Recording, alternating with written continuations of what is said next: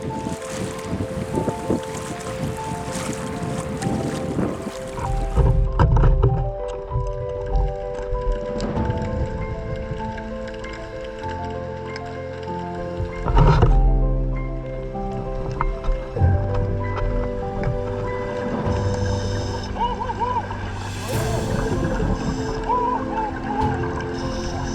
¿Te encontraste?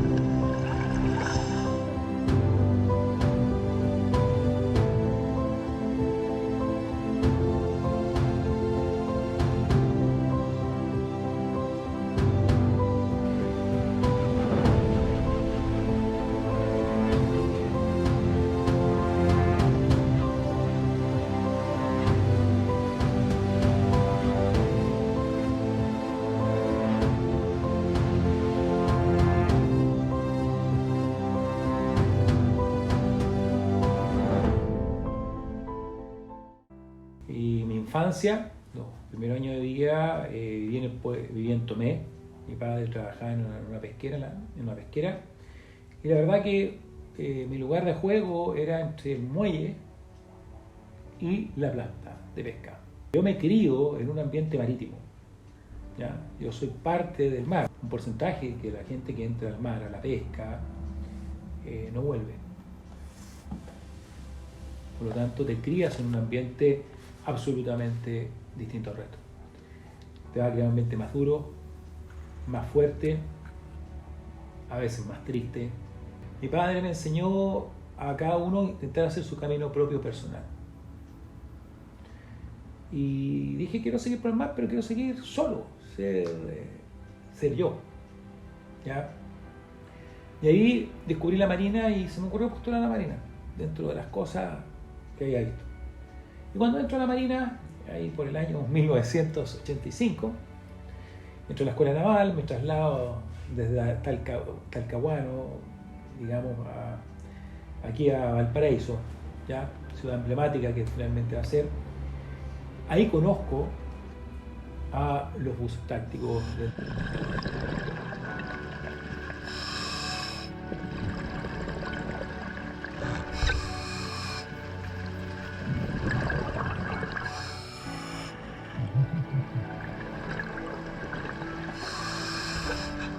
Me tocó el viaje de instrucción en la Esmeralda, ¿ya? El buque de instrucción. Tuve la suerte de recorrer el Pacífico Sur.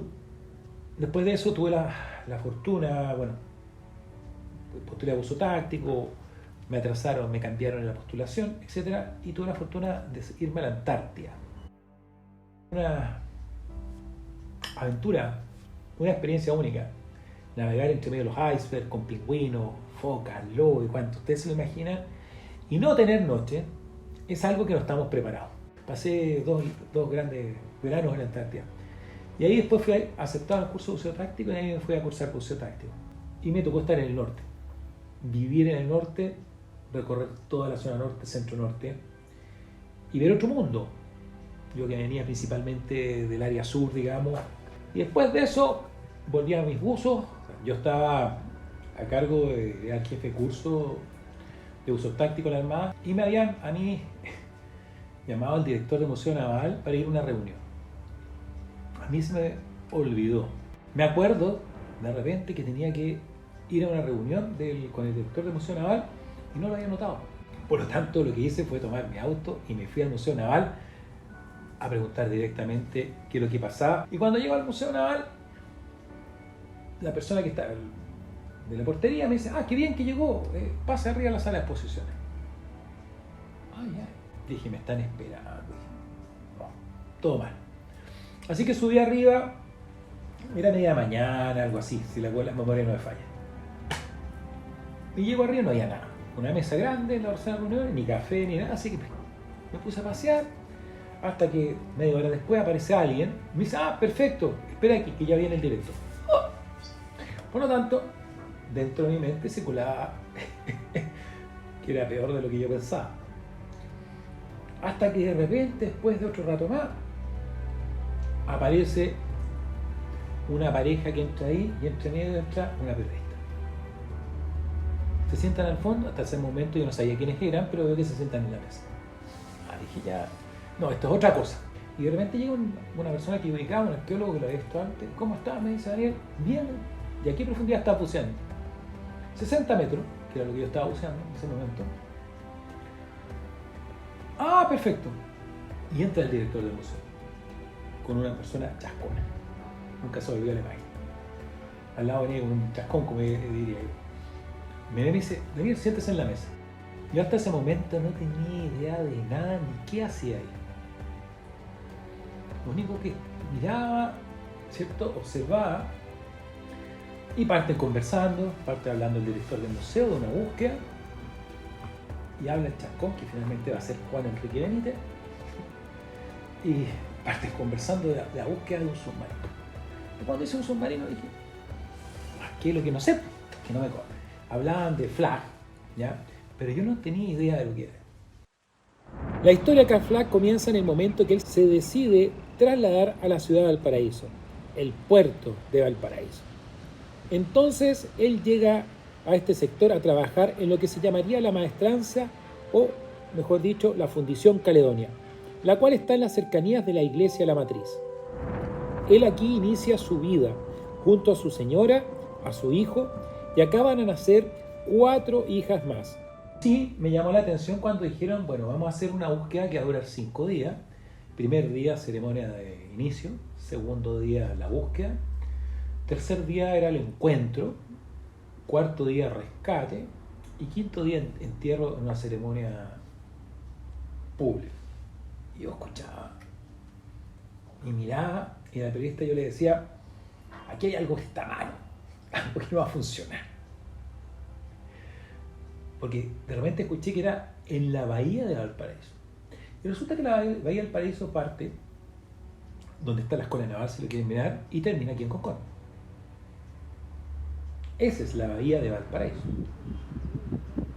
Entonces hablaban de la búsqueda y yo la verdad mirando la extensión, intentando entender lo que se buscaba, menos de un año no le daba a la búsqueda.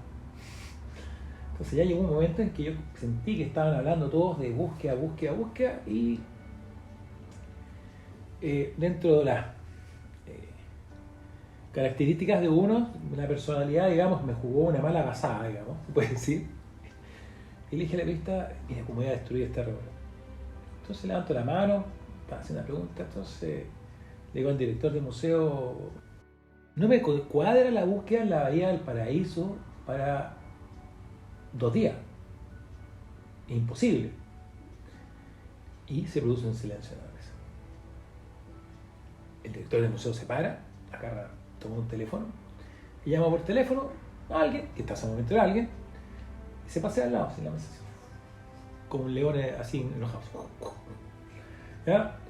Y yo lo veo, y dice, hasta que de repente escucho lo que dice, porque lo dice fuerte, dice, sí, no, acá tengo a Malfanti.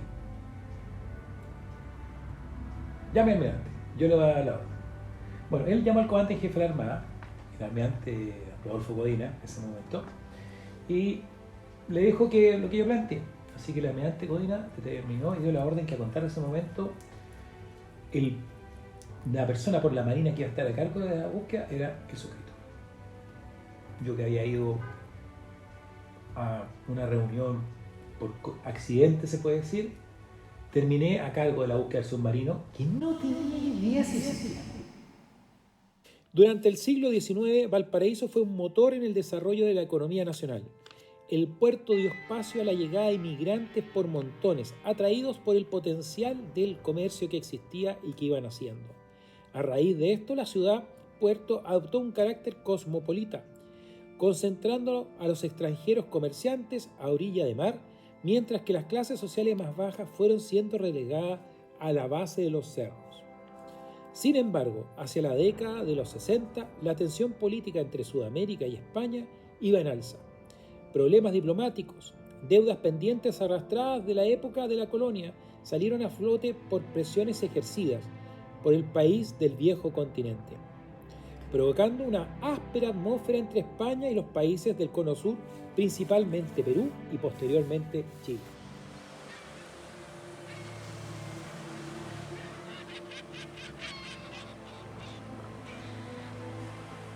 En esa reunión lo que no dije es que, bueno, después de esa reunión cuando me dijeron a mí, usted se va a hacer, por la parte de la Marina, el jefe, la persona a cargo de la búsqueda, fue que dijeron, bueno, vamos a ampliar la búsqueda. Bueno, de 5 días pasaron a ser 6. Era casi una sátira, pero así fue. Entonces, se acotó el área, finalmente la bahía se habló del puerto del Valparaíso, lo cual reducía el área bastante. Seguía siendo muy grande, pero ya estamos hablando que disminuimos el área de búsqueda casi un 80%. Y ahí yo partí recibiendo información. Hasta ese momento, la verdad es que no tenía claro si existía el submarino. Yo iba a ir donde ellos me pedían, yo iba a bajar con mi buzo y verificar que lo que se suponía que se iba encontrando, con un medio, un sonar, con un equipo, una empresa que apoyaba, verificar qué era lo que estaba abajo. Entonces, así pasamos alrededor de 2 meses en planificaciones, reuniones acá, reuniones allá, preparando el equipo hasta que llegamos al proceso de esta búsqueda. La cual, lo primer golpe que tuvo para nosotros fue que de no estar nosotros en la prensa, nada, pasamos a estar en la prensa con todos los medios nacionales e internacionales, sobre todo internacionales. Eso fue así como, oh.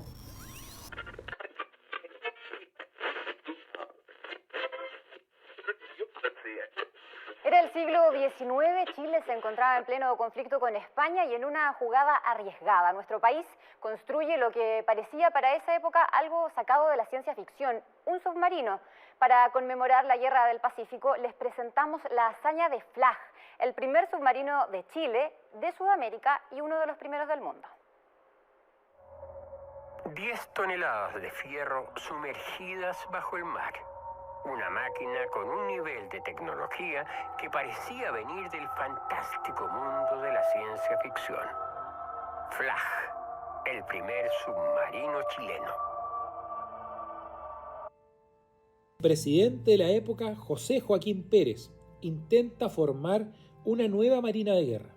Se llama gente a servicio, pero también intenta desarrollar lo que se va a denominar las máquinas infernales.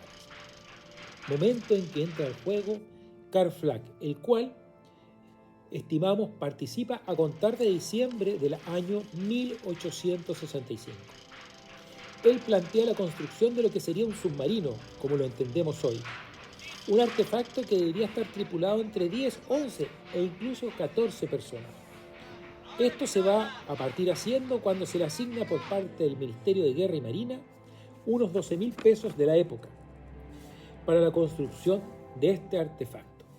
Así que parte la búsqueda, ¿cómo se hace una búsqueda de este tipo?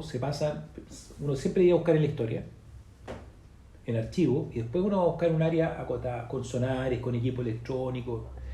Se hace ese proceso, se van encontrando puntos, y esos puntos que se llaman puntos de interés, bajan buceadores y verifican qué es lo que hay abajo.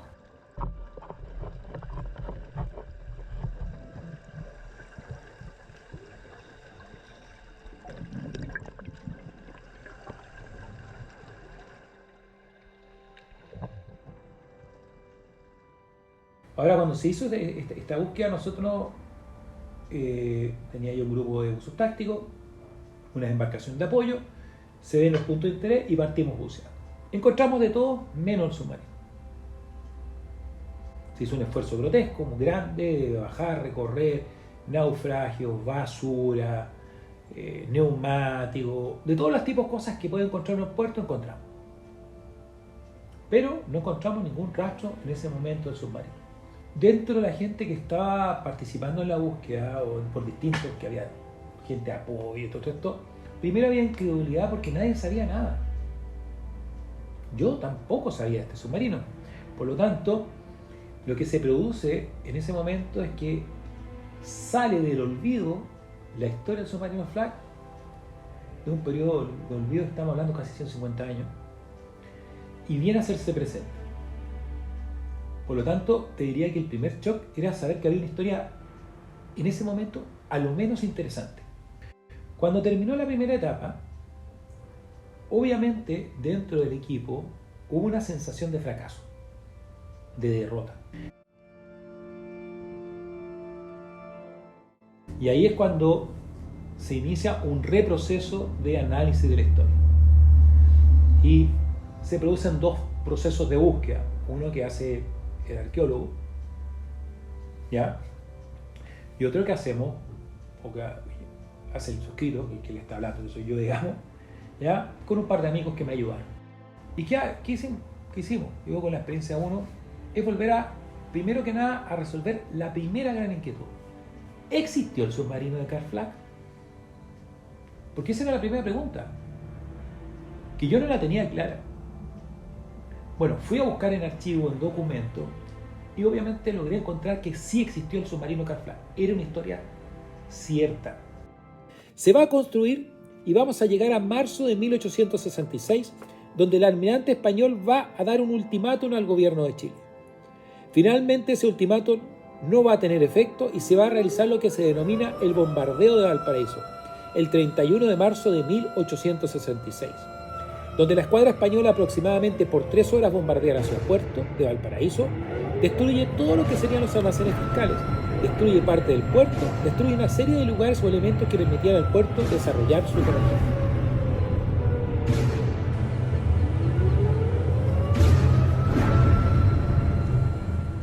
Cuando nosotros buscamos en la primera etapa, estábamos buscando en un sector que salíamos de lo que sería el bote de salvavidas, el centro del puerto, y nos íbamos hacia la derecha, hacia el muelle Barón.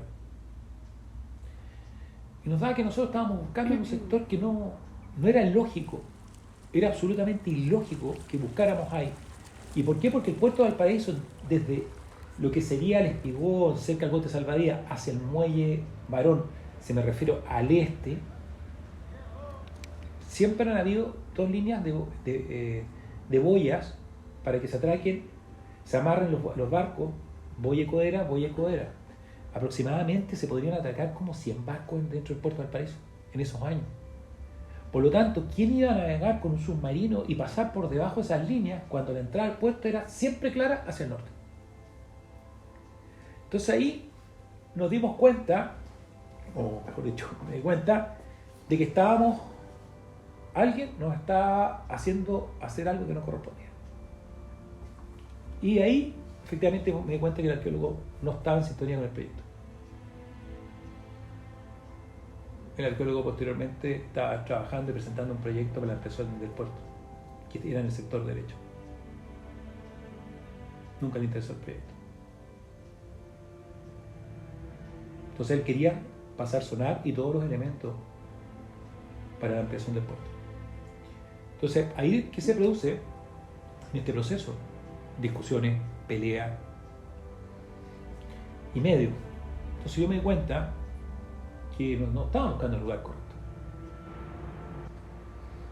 Y centré la búsqueda por mi lado en la zona centro del puerto. O sea, donde era el camino natural para salir. Lo cual obviamente llevó a peleas internas, discusiones severas, porque yo no era jefe del proyecto. Yo estaba a cargo de la búsqueda por el movimiento de los buzos.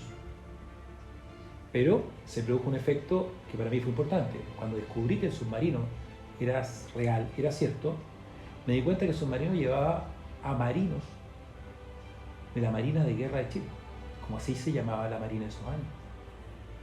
Y yo, siendo un miembro de la Armada de Chile, mi deber era buscar a las personas fallecidas de la Armada de Chile.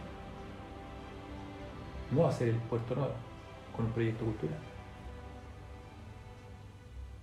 Entonces, se produce este proceso, ¿ya?, de búsqueda, y nosotros vamos primero analizando todo antes de llegar con los buzos.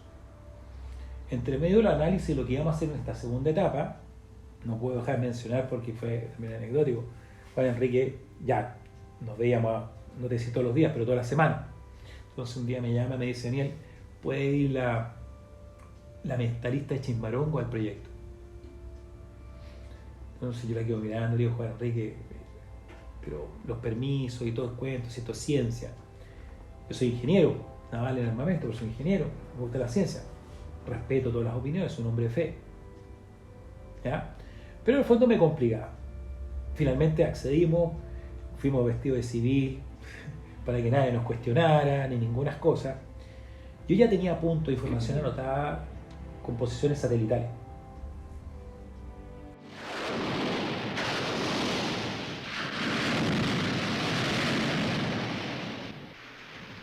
Tras la retirada de la escuadra española, después del bombardeo, Carl Flagg va a tener el tiempo para probar su invento. Es ahí que, por medio de lo que nosotros sabemos, donde había una pequeña playa cerca de la aduana, va a trasladar los elementos del submarino al agua, lo va a armar y generando una estructura de aproximadamente 40 toneladas de desplazamiento. Lo va a hacer flotar un día 20 de abril de 1866 para efectuar las pruebas al día siguiente. Carl Flagg, junto con la dotación, se va a sumergir, va a aflorar, va a disparar sus cañones, va a volver a sumergirse y va a volver al puerto de Valparaíso un día 21 de abril del año 1866.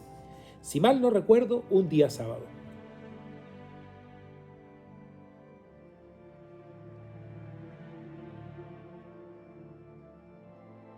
Es así que prueban este artefacto. Vuelven a navegar en otras fechas posteriores hasta que quiere ir un poco más profundo. Y es ahí donde nosotros debatimos temas ingenierías, conceptuales, de bomba, etc. Donde estimamos que había una falla y sobre un lastre que se liberaba. Es así que un 3 de mayo de 1866, según consigna el Mercurio de Valparaíso, Carl Flagg, junto a su hijo, y estimamos que más 9 o 12 personas, pues hay una incertidumbre realmente cuánta gente se embarcó ese día, van a navegar, se va a sumergir y se va a hundir en el puerto o en la bahía de Valparaíso para desaparecer.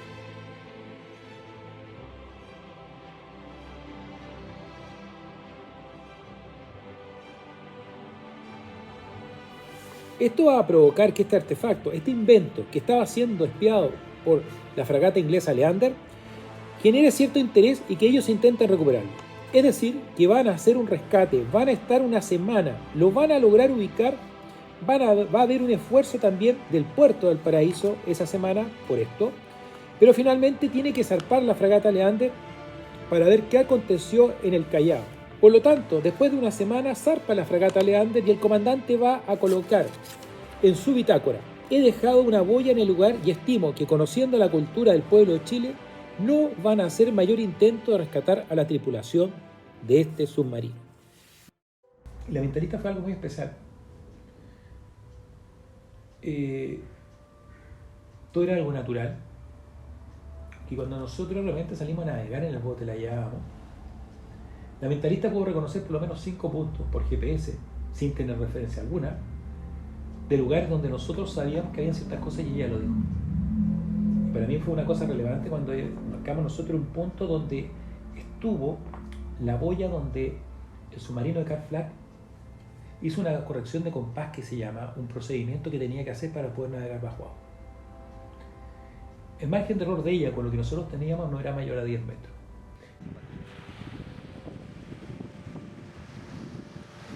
Pero cuando terminamos ese día el proceso, volvimos al Muelle Prat. Ella se baja la escala, esta señora con su hija, se baja con Enrique, y cuando logra subir la escala del Muelle Prat, ella se detiene, se da vuelta y me dice a mí: usted va a encontrar el submarino Flagg.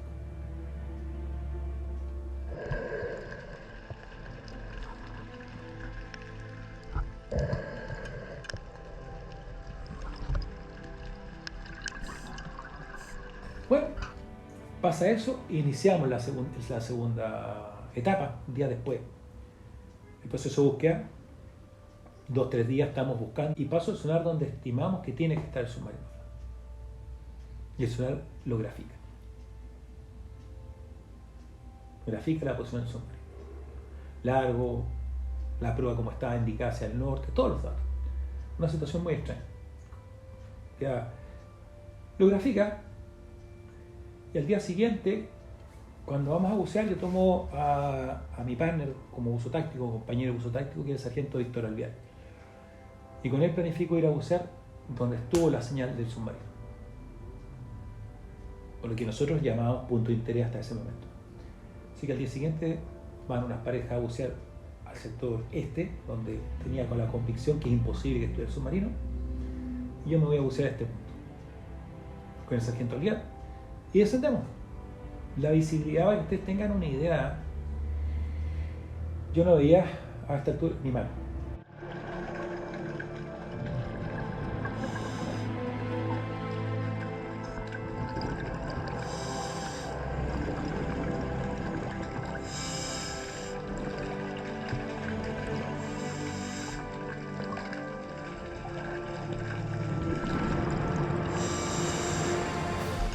Bajábamos, descendimos y a los 15 metros yo no podía ver mi mano. Vamos descendiendo, llegamos al fondo con unas varillas y partimos varillando el fondo. Yo caigo un poquito más acá a la derecha, acá a la izquierda. Y partimos varillando, doy como 3, 4 varillas y de repente siento que él me toma la mano. Me toma la mano y me la hunde en el fango. Pero hundido en el fango, tocamos la estructura. Estábamos sobre la estructura. Y de esa estructura de tocar sin ver nada, coloco la mano y logro tomar un pedazo de algo. Y lo tomo. Y partimos ascendiendo. Y subimos, cuando vamos subiendo y vamos llegando, tenía algo en la mano que no veía. Finalmente, cuando salimos a los 15 metros, se logra ver, lo cual resultó ser una plancha metálica de este tamaño. Tenía unos clavos y la llevamos a superficie. Y esa plancha metálica, ya, de hierro, que después le hicieron exámenes, ya, resultó ser material de la época. Y coincidente por un especialista español en artefactos navales, sin que él supiera qué era lo que era, se lo mostré, me dijo eso pertenece a un submarino. Sacamos este elemento y finalmente se determina que ahí debería estar el submarino. Año 2007.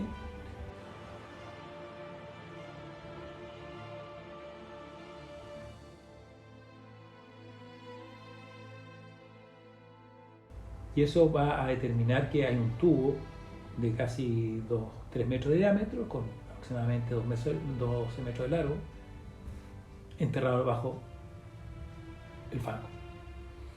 Ahí, con ese dato, más después con otros datos que fuimos compaginando con software, pudimos delimitar que siempre estuvimos en el punto correcto, en el sentido, con toda la información. Y con esos datos empíricos ya quedamos claros, más la información que teníamos de todo el resto, de que estábamos sobre el submarino.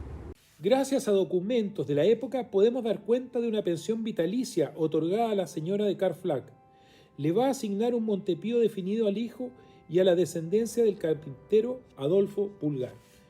Con lo tanto, a nosotros nos queda claro que el submarino de Carl-Flagg fue realmente construido por el gobierno de Chile, por la Marina de Guerra, que logró ser funcional y que se transformó desde una máquina infernal a un submarino bajo los conceptos del día de hoy. Ante la pregunta de cuál es el verdadero valor del submarino, el submarino es madera, hierro, bronce, pero dentro hay una tripulación. En este caso tenemos una duda si son entre 9 y 14. Yo intento hablar siempre de 14 para que nadie quede fuera. Prefiero pasarme en cantidad que dejar a alguien fuera. Tenemos aproximadamente 9 hombres en un listado y sabemos que faltan más. ¿Cuál es el valor de ellos?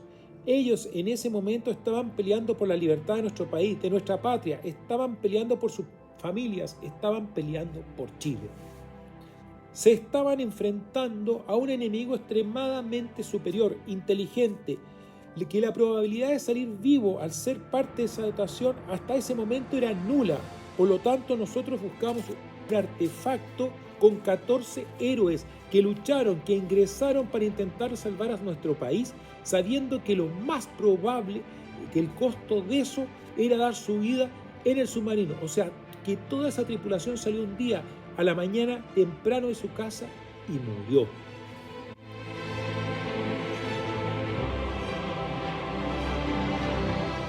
Algunos, como ya les decía, a Carl-Flagg sabemos que estaba siendo esperado para tomar la once con su señora y sus hijas. Nunca llegó. Lo mismo tiene que haberle pasado a otros.